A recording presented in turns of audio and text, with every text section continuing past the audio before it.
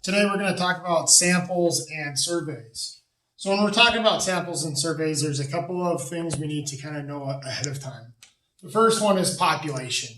A population is all the members of a set. So if we're talking about population of the world, we're talking about population of your school, that's what we're looking at. We're looking at all members.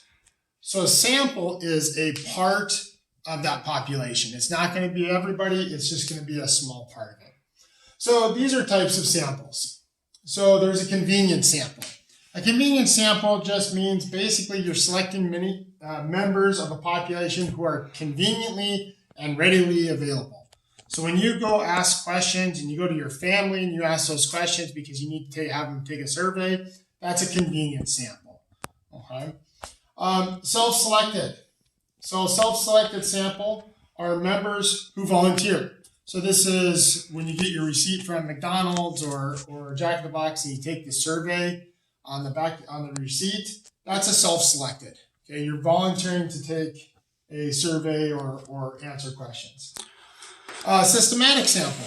So what you're going to do is you're going to order the population in some method, and then you're going to select from that population at regular intervals. So maybe it's every fifth person you're going to interview or have them take a survey. So it's some kind of system in place, every fifth, every 10th, something like that. Random sample, so all members have an equally likely likelihood of being selected. So this is if you have a small population, like a class size, you put everybody's name in a hat and then you draw out those names. That would be random selection. Okay, so we're just going to look at a couple of examples of there.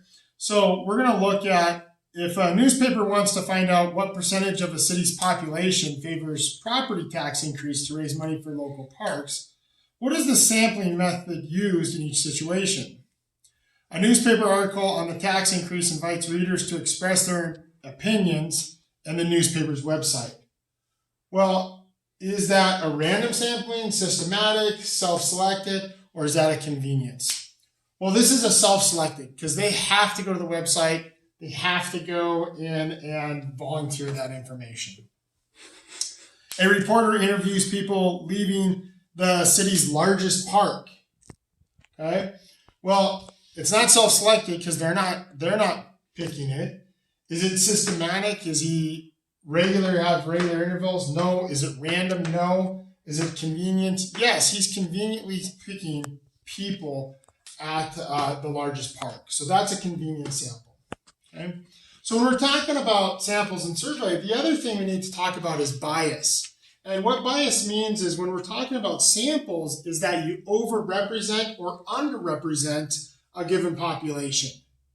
So if I said, oh, the population of this school is, all in favor of having bigger lunches, but I only interviewed senior guys, well, I have bias in my reporting now because I have a population that is overrepresented, guys and seniors, and I have a bias because I have a group that's underrepresented, girls and any class.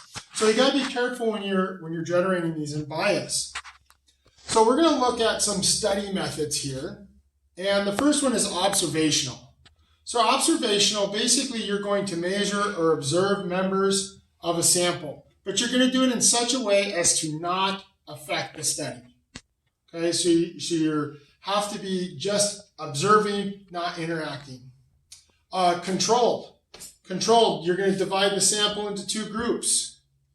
You're going to impose a treatment on one of those groups and not the other. The other is called the control group. And then you're going to compare the results. This is a lot of times how they do drug research and stuff like that for treatments. A survey. So a survey is going to be asking every member of a sample a set of questions.